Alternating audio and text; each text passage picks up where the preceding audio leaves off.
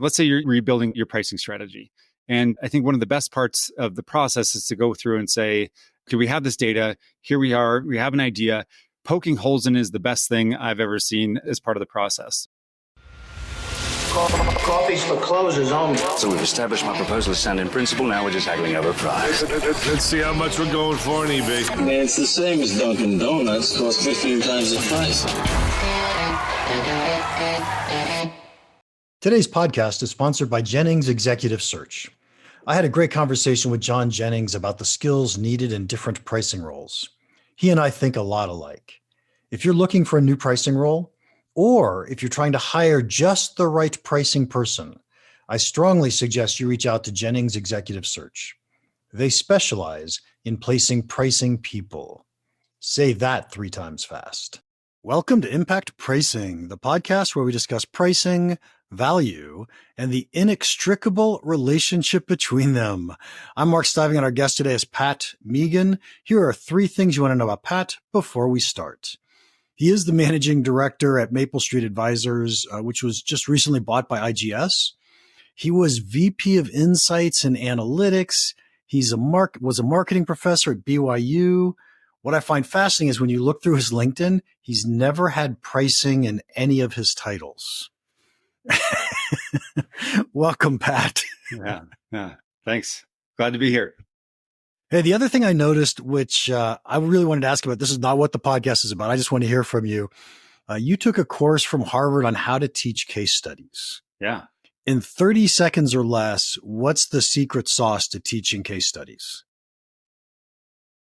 I would say that listening and facilitating yield better results when you let the class participate and develop ideas versus it being a lecture. That was, I think, kind of the core idea of the whole thing.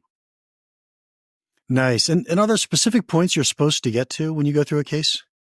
Yeah. So you'd have,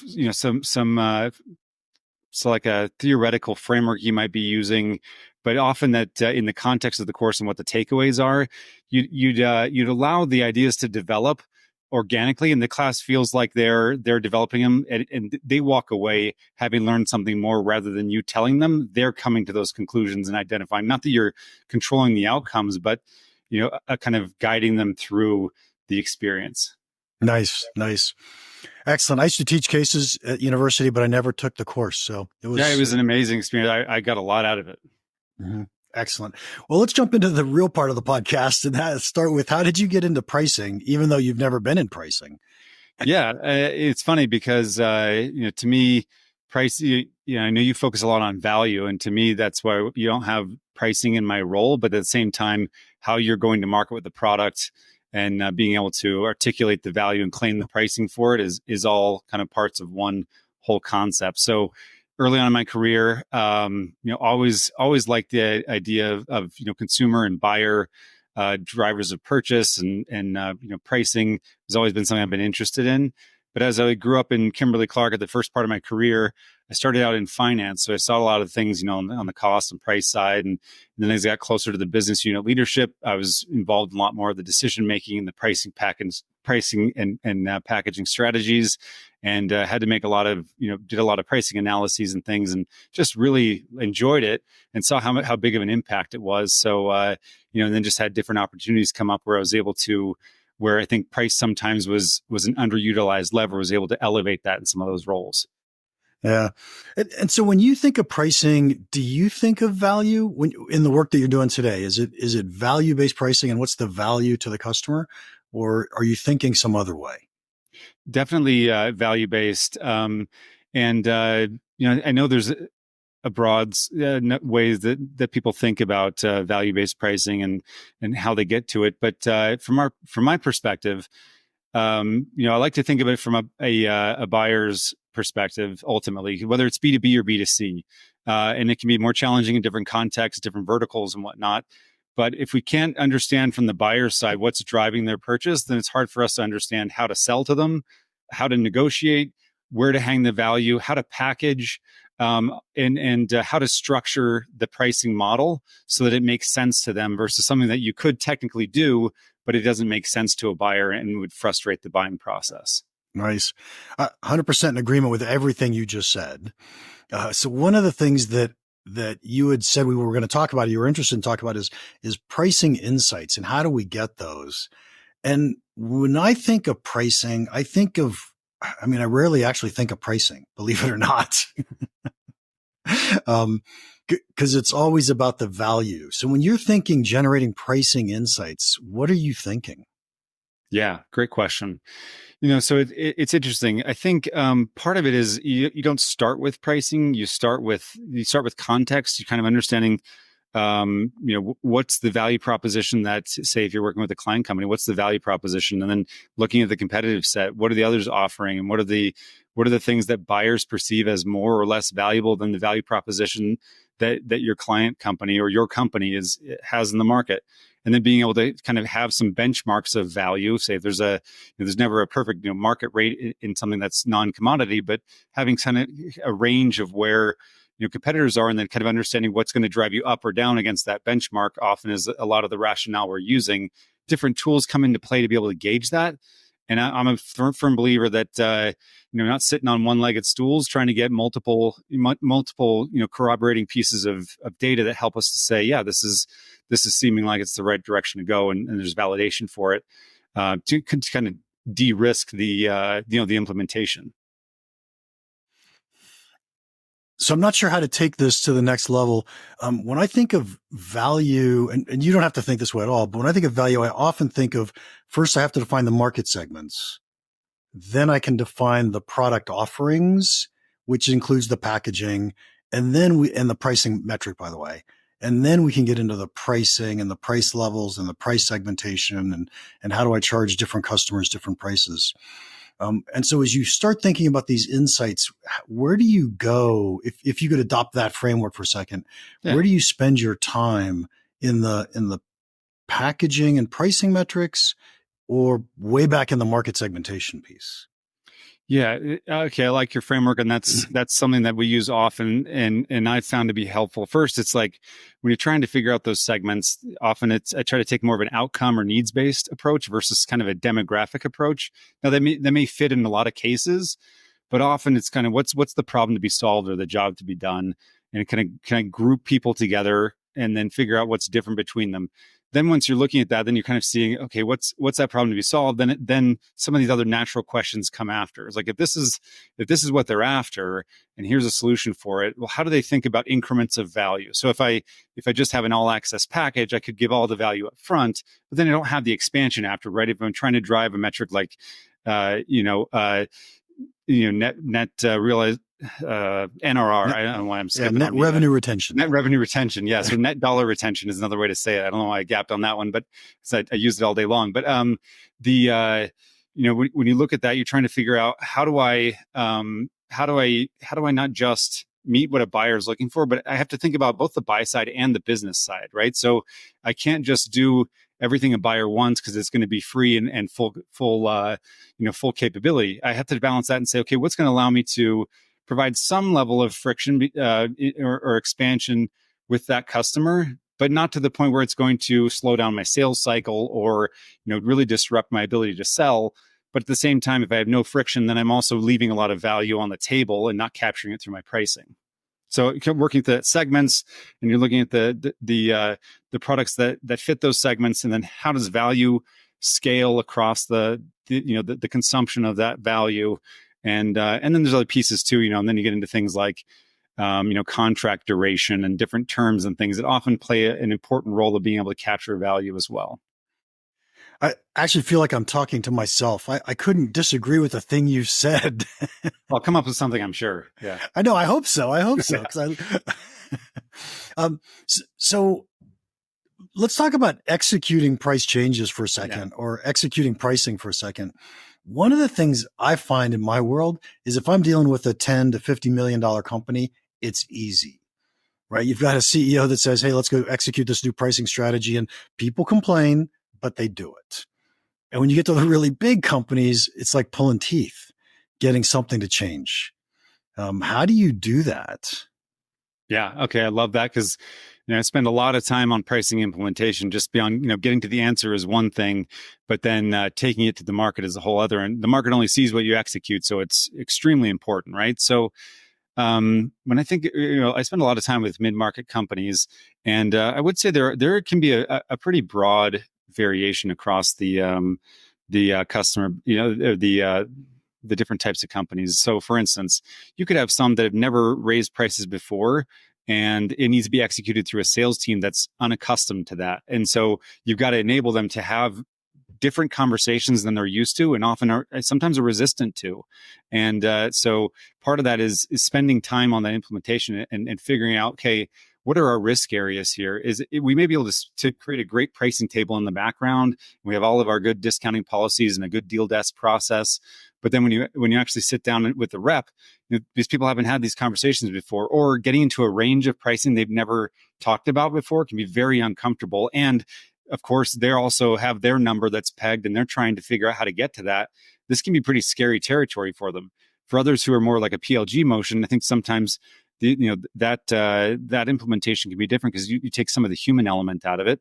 Not that it's easy by any measure, but in the smaller companies, I think that it's easier to kind of give direction, and it's a smaller group. They're tighter knit often versus a big organization with a lot more of the politics piece. But when you get into the bigger orgs, I think a lot of the processes, you got to have people's fingerprints on the strategy, right? So versus if it's kind of pushed down from above, then I don't think it lands as well than if you're bringing in those right people as you're developing the strategy, even if it's done with a third party. They need to be weighing in and pressure testing and bringing up questions rather than it being, okay, here some outsiders come and done this. They've dropped this glossy deck on our desk, and now we're supposed to go figure this out. That just doesn't work well. So a realization I've had, I would say over the last year, which is pretty interesting, and it's probably because before the last year, people weren't worried about raising prices so much. But in the last year, the thing that I've really seen is that fear is what's holding everybody back. And so they're afraid to make the move, to raise the price. How do you handle fear and helping people, salespeople, or even executives overcome the fear of raising the price? I love that you brought this up. I feel like this is the axiom of price strategy change, is that people will be fearful that they're going to lose a bunch of their customers. It's always the question that comes up early on. I feel like we have a pricing opportunity, but I don't want to lose all my customers. And it's usually overstated. And part of that is perspective, right? So, in the way that I like to approach these things is, gathering some market intelligence. I know that you do a lot of internal work. We do a lot of internal work, understanding where there's opportunities and pockets of opportunities. But I think the fear starts to subside when you set the context right. It's like, okay, when we've gone and done some of this competitive intelligence, we've done some willingness to pay work, and we've done some modeling, and really there's risk areas in certain parts of it. Say if you're looking at, let's say you're doing an existing customer increase. Okay, if you treat everybody the same, there's going to be quite a bit of risk in that across your base. But if you sat down and you're thinking about it from, okay, what are some indicators we have of stickiness or risk, things that make me feel more comfortable that I could charge more in certain cohorts, or those that I need to be more conservative with, then people start to feel a lot better about it than if it's kind of a broad brush move and you've got a clear plan and people have been able to weigh in on it. I think that alleviates a lot of the fear because it's clear a lot of those factors have been considered. Okay, Pat, we're going to have to work harder finding something I'm going to disagree with you about. Okay. So I love what you just said. And I would, the way I try to think about this and the way I explain it, it's 100% consistent. But I usually say something to the effect of, if you do an across the board price increase, that's scary as heck. Yes, it is. But if you start thinking about who's going to get a higher price, which products are going to get a higher price, which situations are going to get a higher price, and you define that all around what's value mean to those customers, products, and situations, it takes a lot of the fear out. Yeah, and I think also when you're able to share some of that data so they can see, hey, when you look at the the distribution of usage for the accounts, this cohort right here is extremely engaged with the product. And so to say, if we're going to take, say it's even a conservative number, we're going to take a 10% increase on these. They've been around for 10 years. You haven't increased prices in the last 5. Like this doesn't stack up to a risky situation. But if I look on this other side, who have very low health scores and they have low usage, and we haven't been able to get a hold of them on our CSM teams, I'm going to feel a lot less confident that, this is where the fears of like, waking up the bear kind of a thing, like, do they even know they're still subscribing to us, can come up. Yeah. The example I often use is, imagine you go to the gym every week and the gym raised your price, or 3 times a week and they raise your price. You're like, yeah, that sucks, but I'll pay it. Mm-hmm. But imagine you haven't been in 6 months and someone raises your price. Like, yeah, okay. Thank you for the reminder that I've been paying this.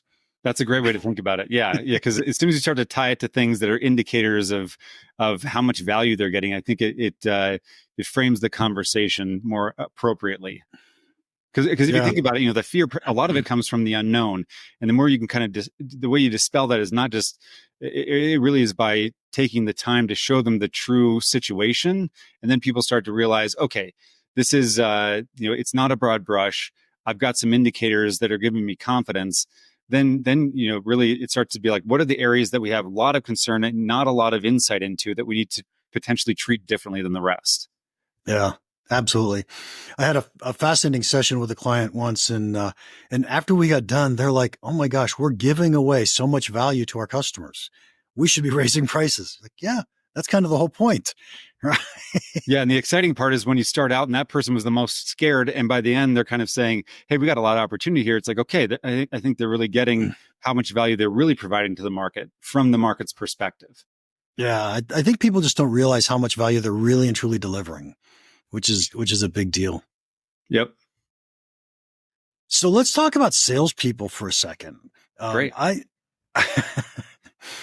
the way, I was a failed salesperson, so I empathize with them a lot, but I also make fun of them a lot. And so I was one of those people. Well, I spent years as a sales rep and sales leader. I worked day in and day out with salespeople. I love them. I also understand them.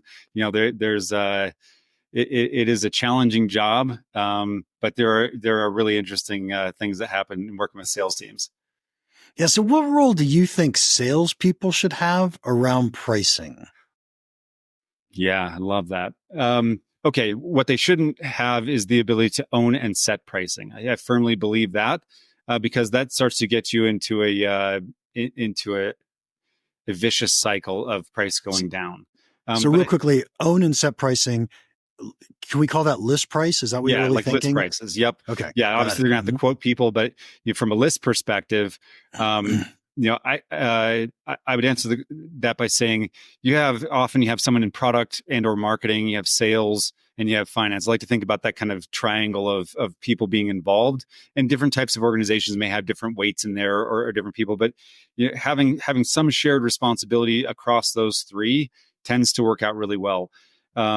Salespeople as kind of can we actually do this, and what are the risks, and how do we plan against it? What do we need to do to enable them? Finance to hold the numbers, and then product and or marketing, depending on the type of organization, because they're the ones who own understanding value and understanding what are the solutions to the buyer's needs.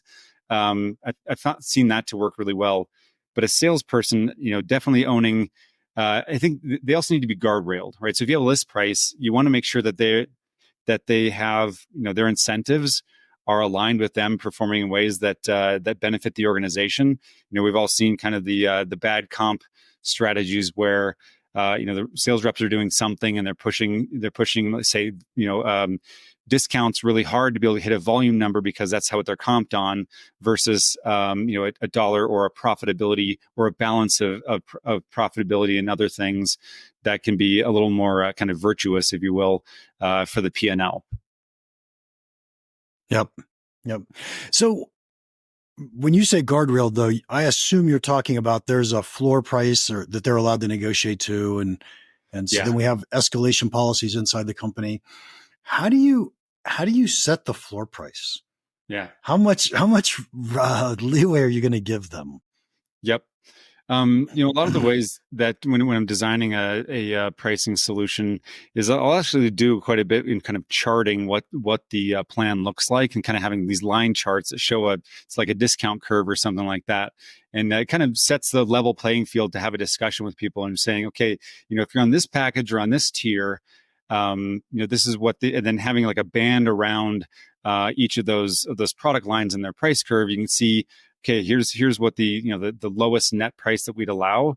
But how we'd set that would be, it's going to go back to that fundamental value conversation, is that we're kind of figuring out, okay, at what point does it not make sense, or are we trying to move them to a different product if we're getting too close to another product? Let's say it's a 3-tier SaaS offering or something. If I know where I want my targets to be, then I have to have some level of banding around that, mostly to kind of allow them to have, say, if there's an expected level of discounting. In certain markets there are, others there aren't. But then what gives them the latitude to close the deal quickly, but then keeping them from having that temptation to just go deep on discounts to just close a deal, or to misread some of the signals. One of the things, the more latitude you give a rep, and I know you've talked about this, but I've seen this in my work too, is if you give a whole lot of latitude to reps, suddenly price becomes a way bigger influencer in deal values. And it seems like reps will really key in on, hey, price, the price is an issue. But if you take that lever away a little bit more from them and they have a lower band to work with, then they tend to be forced to some extent to improve their value selling. Yeah, I've had people on the podcast before actually say they think there should be no authority for salespeople to discount. So what is wrong with that? Here, I think in some cases where you are an extremely unique and differentiated product and there's no reason to discount at all, I think that makes sense. But if I look at, I'll use SaaS as an example, but I see it in services too, or in industrials and in manufacturers as well. But having some, I think there's a kind of a good faith piece to it. It's a kind of more of a relationship piece to say, well, if I'm able to have a little bit of leeway, I can help the buyer to have a perceived gain in the negotiation. It's an issue when they start to offer it up right away. Right? You want that earned discount feeling. From a psychological perspective, is really what I'm after. Is that they're getting something. It's not that I don't believe in our pricing and I have to give you price and discount. At first shot. It's really giving them a little bit of leeway to work with. But then, if they need more for some reason, like let's say, for instance, it's a unique situation or it's a nonprofit and we need to be able to have a little bit more latitude there, having some approval process or a deal desk that accounts for that makes it so it's not just a rubber stamp, but there actually are some guardrails they've got to hurdle to qualify versus it just being, just go and ask for boss for permission. Yeah, I kind of like the idea that says it's got to be meaningful to the customer, as in the fact that we gave it at the right time. Yeah. If we deliver a price, our price is $100, but it's flexible. That's like, we just gave away money. This is our list price. This is our asking price. Like, right. What you're asking for there is for them to ask for a discount. Yeah. Right. So it's like, we're just announcing it. Hey, come ask for a discount. Yeah, right, right. Yeah. So, in fact, I spend a lot of time on pricing change implementations, and the verbiage at the proposal phase is something that I frequently, because I'll watch a lot of gong calls, the sales recordings, and you're just seeing how are people positioning their pricing, and then how does that play into how the buyer reacts. And it's exactly what you said. If you come out weak, you're using certain language, you're literally opening the door to then cave some of your pricing. With a little bit stronger verbiage and a little more practice, they could have held the price and realized much more revenue.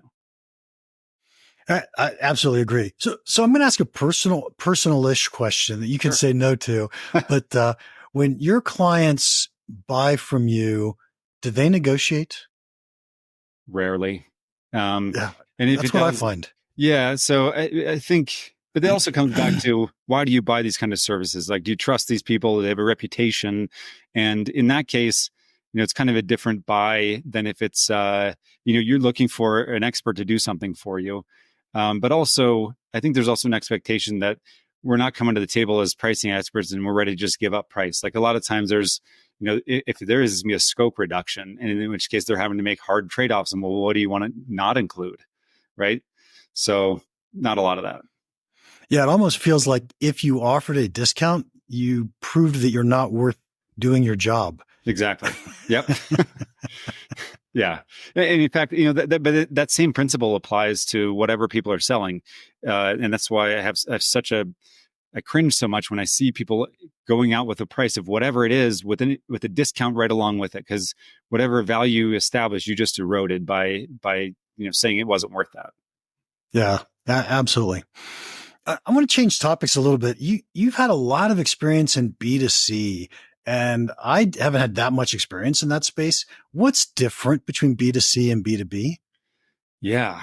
Okay. Couple things. You have a whole retail and distributor and wholesale element that comes in there. So, on the retail side, if you're setting pricing, let's say, you're working with, consumer products. I worked in, household consumables like diapers and, brands like Kleenex and Huggies and whatnot.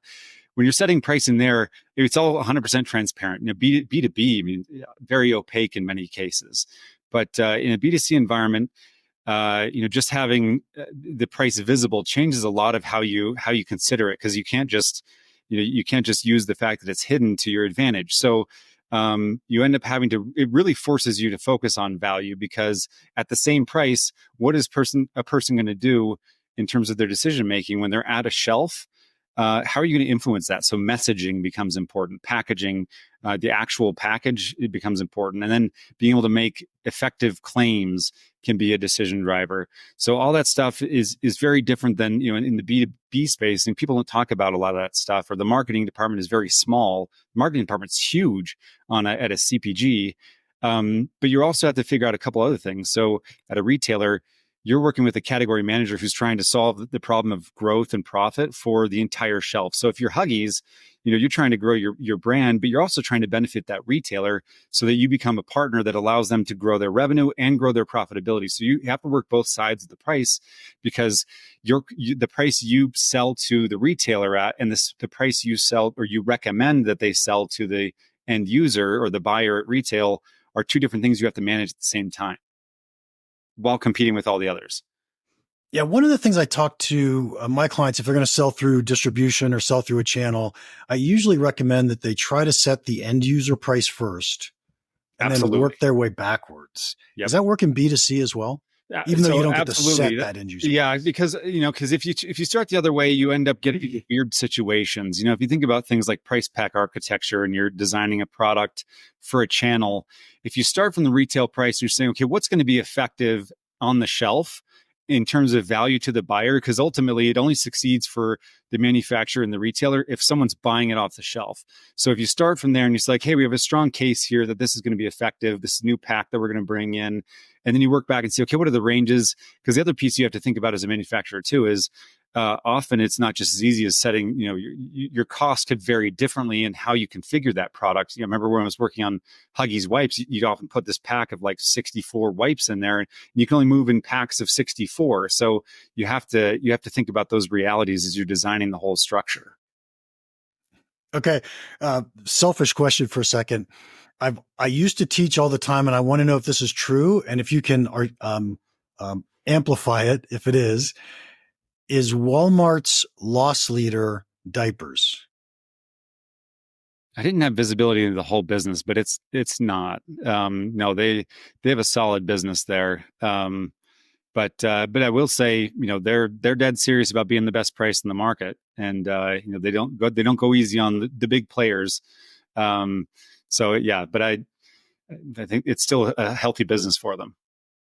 Yeah, I heard it brings in more people. The price of diapers brings in more buyers than any other product that they have. Yeah, I would say it's a significant trip driver, right? So once you're out of diapers, it's one of those things. You can be out of tortilla chips, but once you're out of diapers or toilet paper, you're making a trip. And we saw that during COVID and all people making those trips. But when you have another piece, I'd say in answering to your earlier question is your portfolio also plays an important role of how you can influence pricing. So if you're a manufacturer that has one of those major trip drivers, you can create different strategies across your product line to be able to increase your partnership with that retailer. Nice. Pat, this has just been a blast, and we could keep going, but we're gonna have to run out of time. What's the last question? What's one piece of pricing advice you'd give our listeners that you think could have a big impact on their business? Yeah, I'd say I think time spent on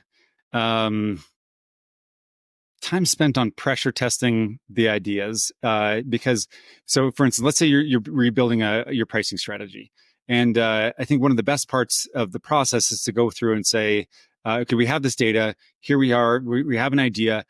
Poking holes in is the best thing I've ever seen as part of the process. So we used to do this when I was at Kimberly-Clark, and we do it now, which is, what are the unanticipated risks to this plan? Because the market's going to show them to you if you don't catch them before that you roll it out. Okay. And so diligence in that perspective is important. But then also, what are the risks as you go to roll it out?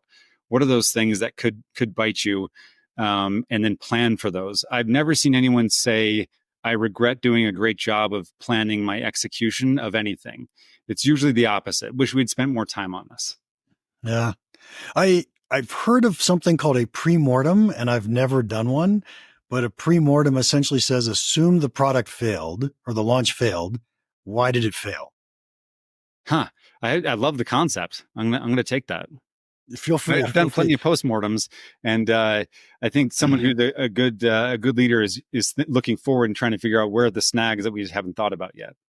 Yeah, I think it just changes someone's mindset to say, "Oh, now I have to make excuses." So, that's great, Pat. Thank you so much for your time today. If anybody wants to contact you, how can they do that? Yeah, you can go to maplestreet.com or igsinsights.com. Maple Street just became part of IGS. Or you can look me up on LinkedIn or patrick.meegan at igsinsights.com. Excellent. And we'll have your LinkedIn URL in the show notes, I'm sure. And to our listeners, thank you for your time. If you enjoyed this, would you please leave us a rating and a review? They're very valuable to us. And finally, if you have any questions or comments about the podcast or pricing, feel free to email me, mark@impactpricing.com. Now, go make an impact. Thanks again to Jennings Executive Search for sponsoring our podcast.